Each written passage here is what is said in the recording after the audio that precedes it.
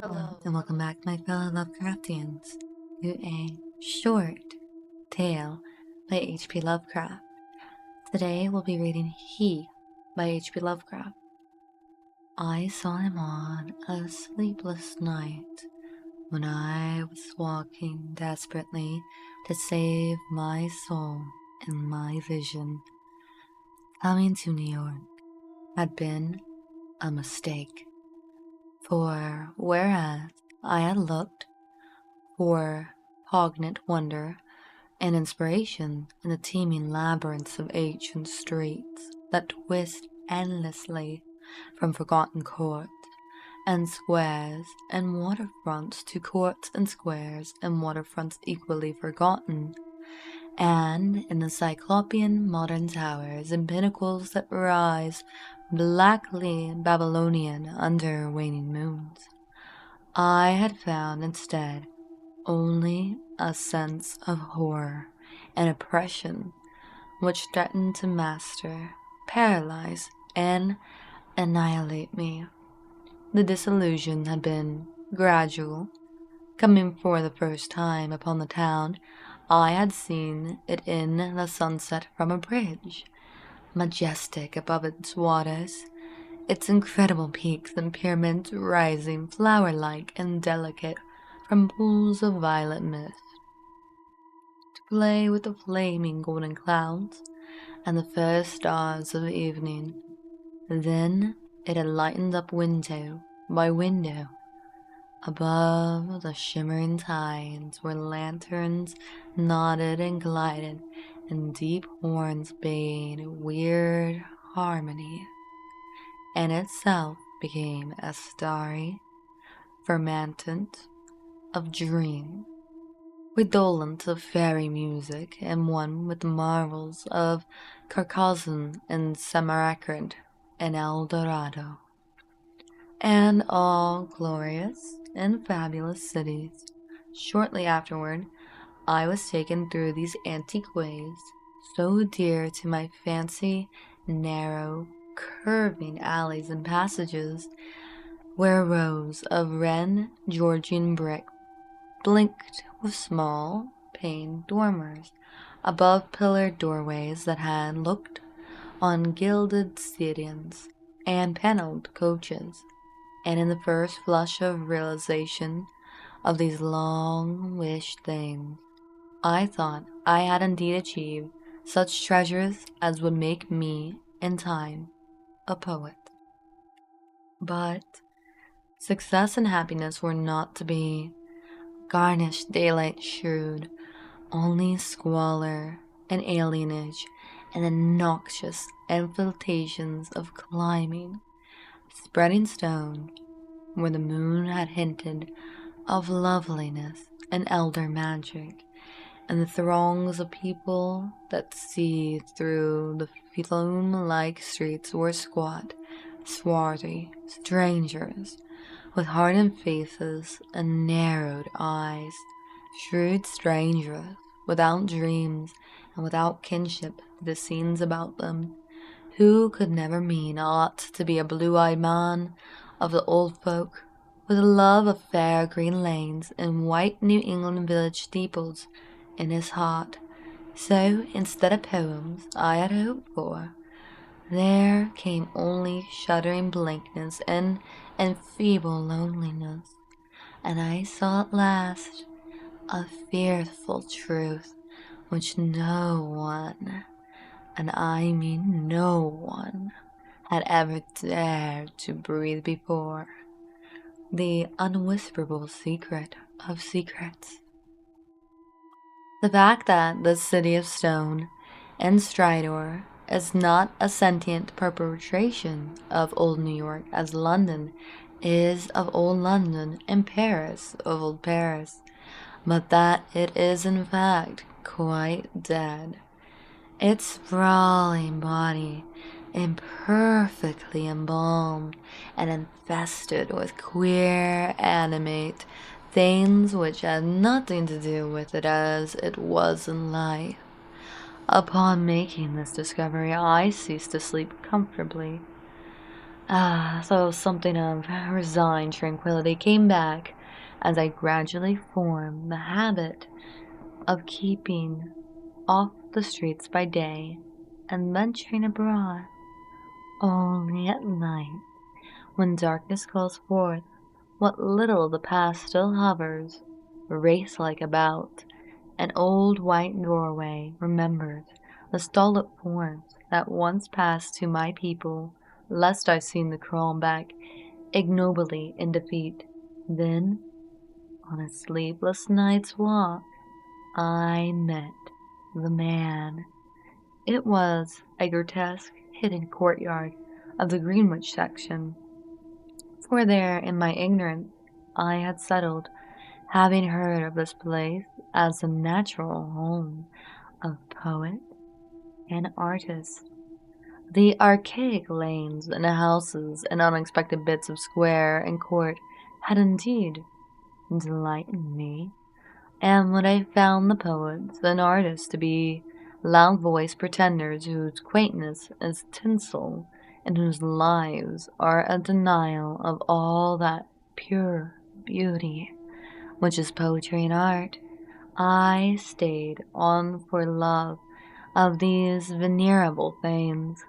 I fancied them as they were in their prime, when Greenwich was a placid village, not yet engulfed by the town, and in the hours before dawn, when all the revelers had sulked away, I used to wander alone among the cryptic windings and brood upon the curious arcana which generations must have deposited there.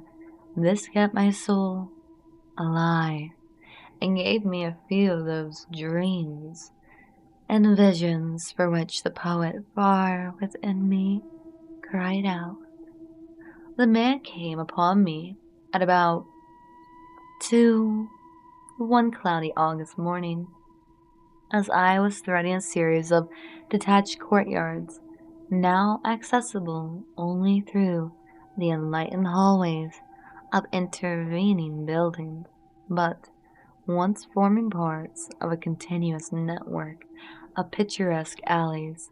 I had heard of them by vague rumor, and realized that they could not be upon any map of today, but the fact that they were forgotten only endeared them to me, so that I had sought them with twice my usual eagerness.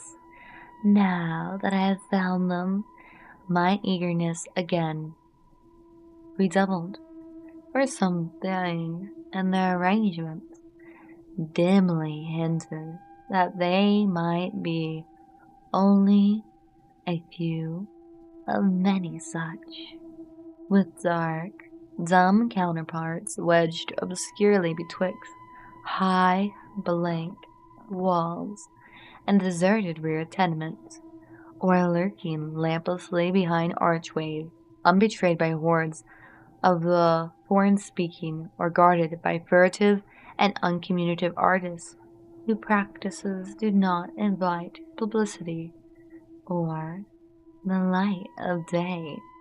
He spoke to me without invitation, noting my mood and glances as he studied certain knockered doorways above iron-railed steps. The pallid glow of tracier transforms feebly lighting my face. His own face was in shadow, and he wore a wide-brimmed hat which somehow blended perfectly with the out-of-date cloak he affected. But I was subtly disquieted even before he addressed me.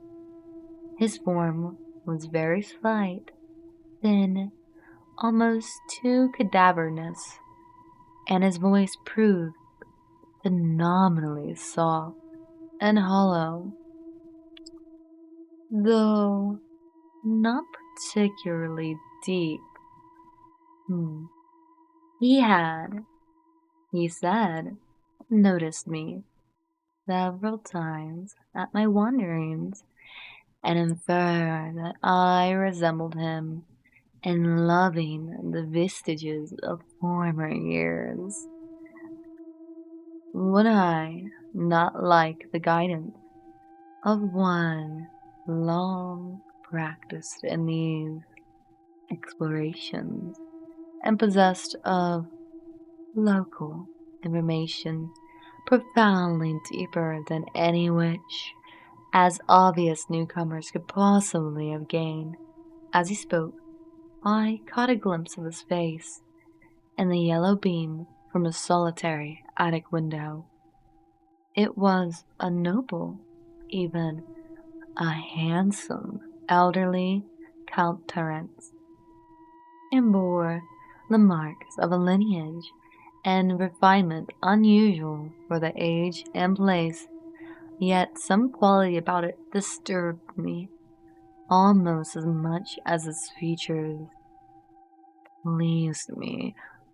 Perhaps it was too white in color, or too expressionless, or too much out of keeping with the locality to make me feel easy or comfortable. Nevertheless, I followed him, for in those dreary days my quest for antique beauty and mystery was all that I had to keep my soul alive, and I reckoned it a rare favor of fate to fall in with one whose kindred seeking seemed to have penetrated so much farther than mine. Something in the night constrained the cloaked man to silence, and for a long hour he led me forward without needless words, making only the briefest of comments concerning ancient names and dates and changes, and directing my progress very largely by gestures as we squeezed through interstices, tiptoed through corridors, clambered over brick walls, and once crawled on hand and knee through a low, arched passage of stone whose immense length and tortuous twisting effaced at last every hint of geographical location I had managed to preserve. The things which we saw were very old and marvelous, or at least they seemed so, and the few strangling rays of light by which I viewed them, and I shall never forget the tottering Ionic columns, and fluted pilasters, and urn-headed iron fence-posts, and flaring linted windows, and decorative fanlights that appeared to grow quainter and stranger. The deeper we advanced into the inexhaustible maze of unknown antiquity, we met no person, and as time passed on, the lighted windows became fewer and fewer and fewer. The street lights we first encountered had been of oil and the ancient lozenge pattern. Later, I noticed some with candles, and at last, after traversing a horrible unlighted court where my guide had to lead with his gloved hand through total blackness to a narrow wooden gate and a high wall, we came upon a fragment of alley lit only by lanterns in front of every seventh house. Unbelievable, colonial, tin lanterns with conic cupola tops and holes punched in the sides. This alley led steeply uphill, more steeply than I thought possible in this part of New York, and the upper end was blocked squarely by the ivy-clad wall of a private estate. beyond which I could see a pale cupola and the tops of the trees waving against a vague lightness in the sky. And this wall was a small, low-arched gate of nail-studded black oak, which the man proceeded to unlock with a ponderous key. Leading me within, he steered a course in utter blackness over what seemed to be a gravel path, and finally up a flight of stone steps to the door of the house, which he unlocked and opened for me.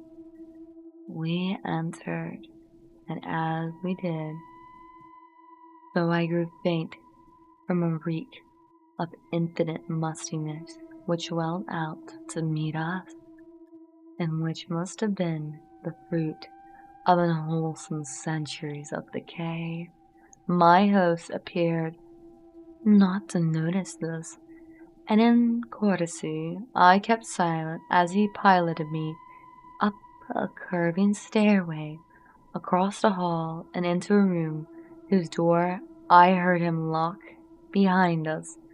Then I saw him pull the curtains of the 3 small paned windows that barely shrew themselves against the lighting sky, after which he crossed to the mantel, struck flint and steel, lighted 2 candles of a candelabrum of 12 sconces, and made a gesture enjoining soft-toned speech. In this feeble radiance I saw that we were in a spacious, well-furnished, and panelled library dating from the 4th quarter of the 18th century, with splendid doorway pediments, delightful Doric carnivants, and a magnificently carved over mantel with scroll and urn top. Above the crowded bookshelf, at intervals along the walls, were well-wrought family portraits, all tarnished to enigmatical dimness, and bearing an unmistakable likeness to the man who now motioned me to a chair beside the graceful Chippendale table. Before seating himself across the table from me, my host paused for a moment, as if in embarrassment, then tardily removing his gloves, wide-brimmed hat and cloak, stood theatrically revealed in full mid-Georgian costume, from queen hair and neck ruffles to knee breeches, silk hoses, and the buckled shoes I had not previously noticed. Now, slowly sinking into a lyre-backed chair, he commenced to eye me intently. Without his hat, he took on an aspect of extreme age, which was scarcely visible before, and I had wondered if this unperceived mark of singular longevity were not one of the sources of my original disquiet. When he spoke at length, his soft, hollow, and carefully muffled voice not infrequently quavered, and now and then I had great difficulty in following him as I listened with a thrill of amazement and half disavowed alarm which grew each instant. "You behold, sir," my host began, "a man of very eccentrical habits, for whose costume no apology need be offered. To one with your wit and inclinations, reflecting upon better times, I have not scrupled to assertion their ways and adopt their dress and manners, and indulge which offers and offends none if practiced without ostracization. It hath been my good fortune to retain the rural seat of my ancestors. Swallowed through it was by two towns. First, Greenwich, which built up hither after 1800s, then New York, which joined on near 1830. There were many reasons for the close keepings of this place in my family, and I have not been remiss in discharging such obligations. The squire who succeeded to it in 1768 studied certain arts and made certain discoveries, all connected with influences residing in this particular plot of ground, and eminently deserving of the strongest guarding. Some curious effects of these arts and discoveries I now purpose to shew you under the strictest secrecy, and I believe I may rely on my judgment of men enough to have no distrust of either your interest or your fidelity. He paused, but I could only nod my head. I have said that I was alarmed, yet to my soul nothing was more deadly than the material daylight world of New York, and whether this man were a harmless eccentric or a wielder of dangerous arts, I had no choice save to follow him and slake my sense of wonder on whatever he may have to offer. So I listened to my ancestor. He softly continued, there appear to reside some very remarkable qualities in the will of mankind, qualities having a little suspected dominance not only over the acts of oneself and of others, but over every variety of force and substance in nature, and over many elements and dimensions deemed more universal than nature herself. May I say that he flouted the sanctity of things as great as space and time, and that he put to strange uses the rights of Sartorian half-breeds that we have in this upon time encampment upon this very hill.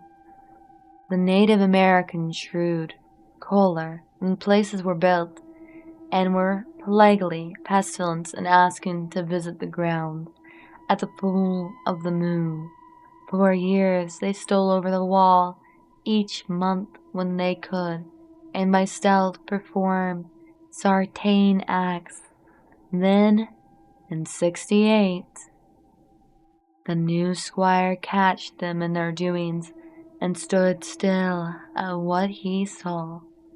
Thereafter he bargained with them and exchanged the free access of his grounds for the exact inwardness of what they did, learning that their grandfathers got part of their customs from ancestors and parts from an old Dutchman at the time of States General, and pox on him, I'm afeard the squire must have served the monstrous bad rum, whether or not by intent, for a week after he learned the secret he was the only man living that knew it.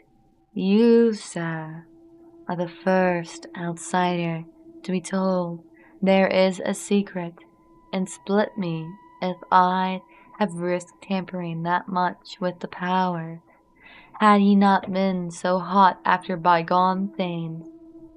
I shudder as the man grew corporeal, and with familiar speech of another day, he went on, "But you must know, sir, that what the squire got from those Native Americans was but a small part of the learning he came to have. He had not had been at Oxford for nothing, nor talked to no account with an ancient chemist and astrologer in Paris. He was, in fine, made sensible that all the world is but the smoke of our intellects, past the biddings of the vulgar, but by the wise to be puffed out and drawn in like any cloud of prime Virginia tobacco. What we want we may make about us, and what we don't want we may sweep away. I won't say that all this is wholly true in body, but 'tis sufficient true to furnish a very pretty spectacle. Now and then, you, I conceive, will be tickled by a better sight of certain other years than your fancy affords you, so be pleased to hold back any fright at what I design to shew. Come to the window, and be quiet." My host now took my hand to draw me to one of the two windows on the long side of the malodorous room, and at the first touch of his ungloved finger, I turned cold. His flesh, though dry and firm, was of the quality of ice, and I almost shrank away from his pulling. But again, I thought of the emptiness and horror of reality, and boldly prepared to follow whithersoever I might be led. Once at the window, the man drew apart the yellow silk curtains and directed my stare into the blackness outside. For a moment, I saw nothing save a myriad of tiny dancing lights far, far before me. Then, as if in response to an insidious motion of my host's hand, a flash of heat lightning played over the scene, and I looked out upon a sea of luxuriant foliage unpolluted, and not the sea of roofs to be expected by any normal mind. On my right, the Hudson glistened wickedly, and in the distance ahead, I saw the unhealthy shimmer of a vast salt marsh constellated with nervous fireflies. The flash died, and an evil smile illuminated the waxy face of the aged necromancer. That was before my time, before the new squire's time. Pray, let us try again. I was faint, even fainter than the hateful modernity of the curse that he had made me. "Good God," I whispered, "can you do that for any time?" And as he nodded and bared the black stumps of what had once been yellow fangs, I clutched at the curtains to prevent myself from falling, but he steadied me with a terrible, ice-cold claw, and once more made his insidious gesture. Again the lightning flashed, but this time upon a scene not wholly strange. It was Greenwich, the Greenwich that used to be, with here and there a roof or row of houses as we see it now, yet with lovely green lanes and fields, and bits of grassy common. The marsh still glittered beyond, but in the farther distance I saw the steeples of what was then all of New York, Trinity and St. Paul, and the brick church dominating their sisters, and a faint haze of wood smoke hovering over the whole. I breathed hard, but not so much for the sight itself as for the possibilities my imagination, terrified, conjured up. And you dare you go far? I spoke with awe.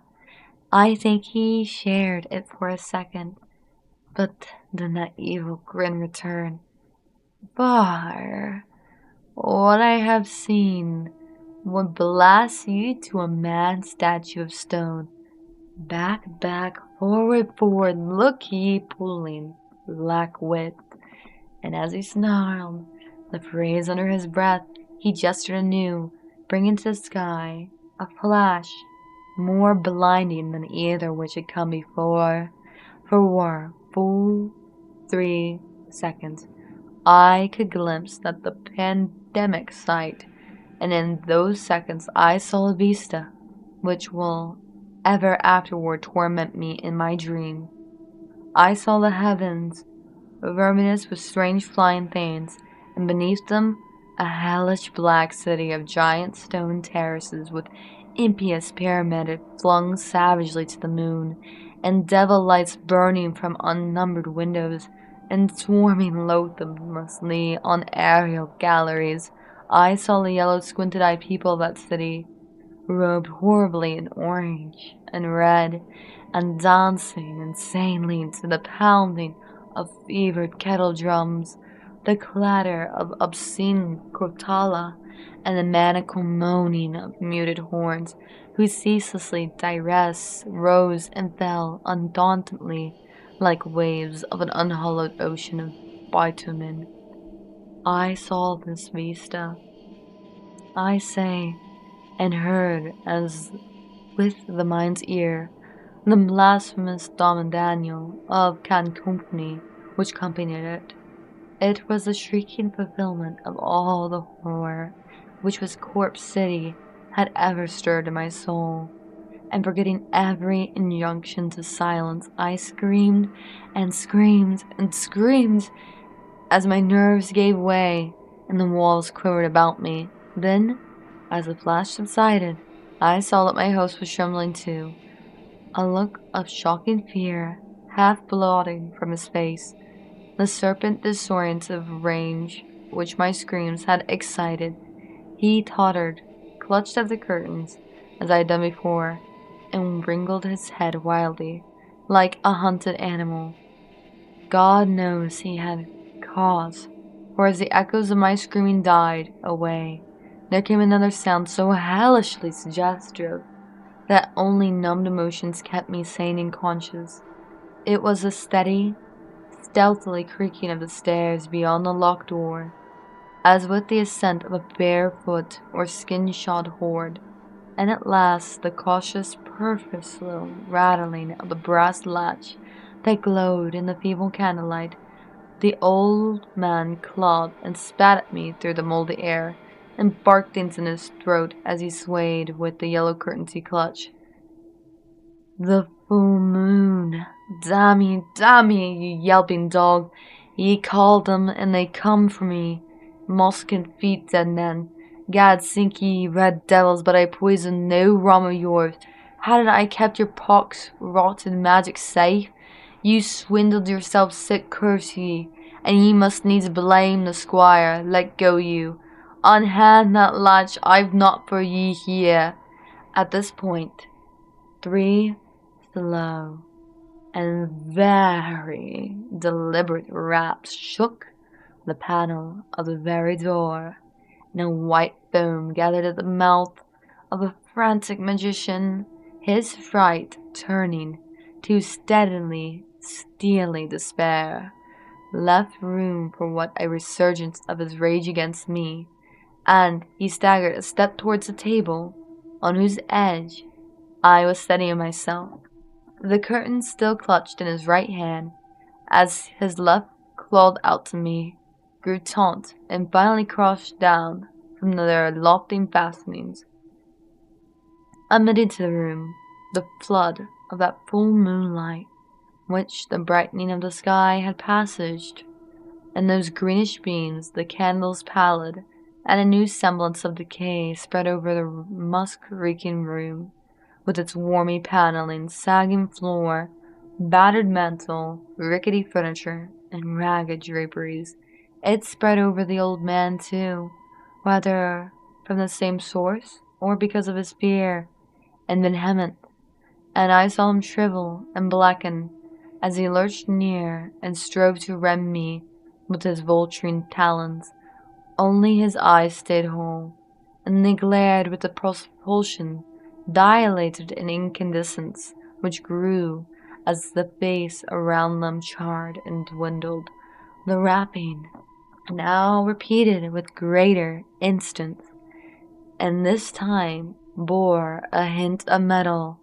The black thing facing me had become only a head with eyes, impotently trying to wriggle across the sinking floor in my direction, and occasionally emitting feeble little spits of immortal malice. Now swift and splintering blows assailed the sticky panels, and I saw the gleam of a tomahawk as it cleft the rending wood. I did not move, for I could not, but watched dazedly as the door fell in pieces to immediately a colossal shapeless influx of inky substances starred with shiny malevolent eyes. It poured thickly, like a flood of oil bursting a rotten bulkhead, overturned a chair as it spread, and finally flowed under the table and across the room to where the blackened head with the eyes still glared at me. Around that head it closed, totally swallowing it up, and in another moment it began to recede, bearing away its invisible burden without touching me. I'm flowing again out of that black doorway and down the unseen stairs which creaked as before, though in reverse order. The floor gave away at last, and I slid graspingly down the nightmare chamber below, choking with cobwebs and half swooning with terror. The green moon shining through broken windows shewed me the hall door half open, and as I rose from the plaster stone floor and twisted myself free from the sagging ceilings, I saw swept past its awful torrent of blackness, with scores of baleful eyes glowing in it. It was seeking the door to the cellar, and when it found it, it vanished therein. I now felt the floor of this lower room giving, as that of the upper chamber had done, and once a crashing above had been followed by the fall past the west window of something which must have been the cupola.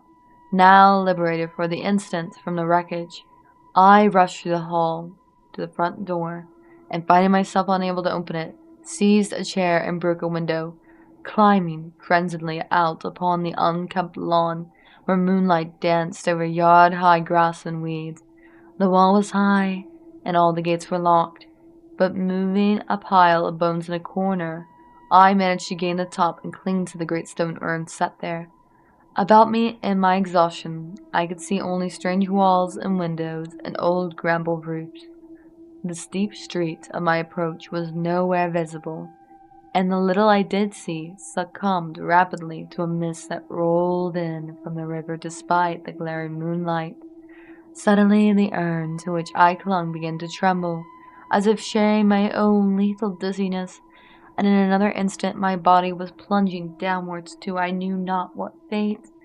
The man who found me said that I must have crawled a long way despite my broken bones, for a trail of blood stretched off as far as he dared look. The crathering rain soon effaced this link with the scenes of my ordeal, and the reports could state no more that I appeared from a place unknown at the entrance of a little black court off Perry Street. I never sought to return to this tenebrous labyrinth, nor would I direct any sane man thither if I could, or who or what that ancient creature was. I have no idea, but I repeat that the city is dead and full of unsuspected horrors. Whether he was gone, I do not know, but I have gone home to the pure New England lanes, up which fragant seas wended swooping at evening. Such concludes He by H.P. Lovecraft. This story, I feel, had many metaphors lying in wait that we could notice throughout the story. I wasn't thinking about alcoholism or drinking, wandering old streets until they said that the last squire with the rum. Then I thought about how rum, other liquors, also known as spirits, much like the spirit that led this man down this dangerous path, could be something that this is based off if we wanted to have a more surface value approach to the story. But on a deeper eldritch level, this old man could be something luring like a wraith or even a common known succubus, not for the pleasures of skin, but for the pleasures of the unknown, the mind, the soul, the in total embodiment, and pushing it to its limits.